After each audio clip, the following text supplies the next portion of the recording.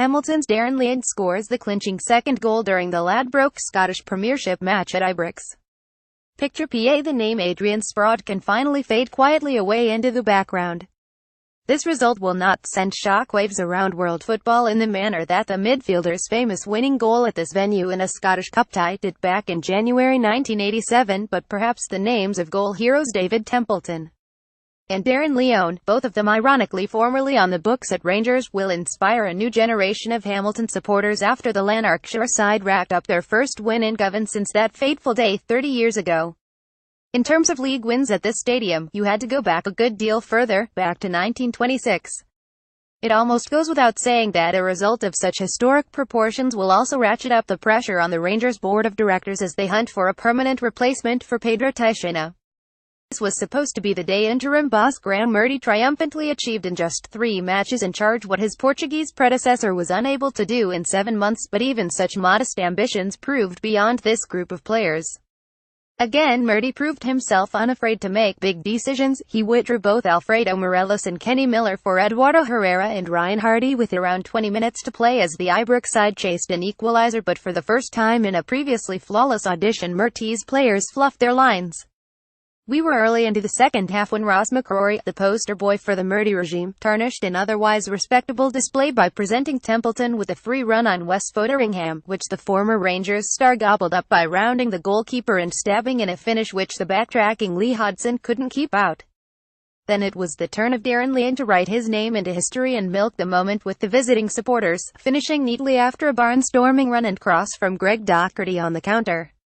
Now 9 points back on Celtic, with 2 home wins out of 7 in the league, and still unable to compile 3 back-to-back wins since the days of Mark Warburton last December. The day's only saving grace for Ibrox fans was the fact Aberdeen and Hibs both also slipped up at home. As much as the accies deserved their moment for their organisation and work rate, Rangers had enough chances to win this game comfortably. Alfredo Morelos and Danny Wilson both hit the bar with headers from crosses, one in each half, with the stocky little Colombian particularly guilty of profligacy in front of goal on a number of other occasions. He somehow succeeded in sending a downward header down and over the bar from 6 yards, dragged a left foot shot wide, then blazed over in the second period when Miller played him through on goal. Loud boos rang around Ibrox at the final whistle, from those supporters who still remained, and Miller typically articulated the fact that the fans of this club are used to better. "It is unacceptable," said Miller.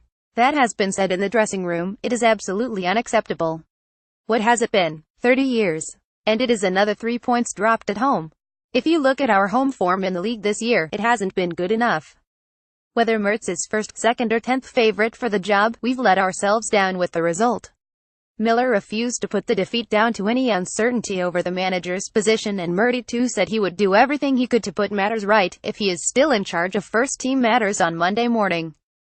Prior to this one, with little headway apparently being made on the recruitment of reported targets such as Derek McInnes, and a recent surge of money for Alex McLeish, the mood had suggested the interim manager's chances of landing the job on a semi-permanent basis were increasing.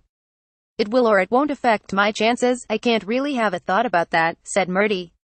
"All that is just noise around our performance, and the performance didn't give us the 3 points.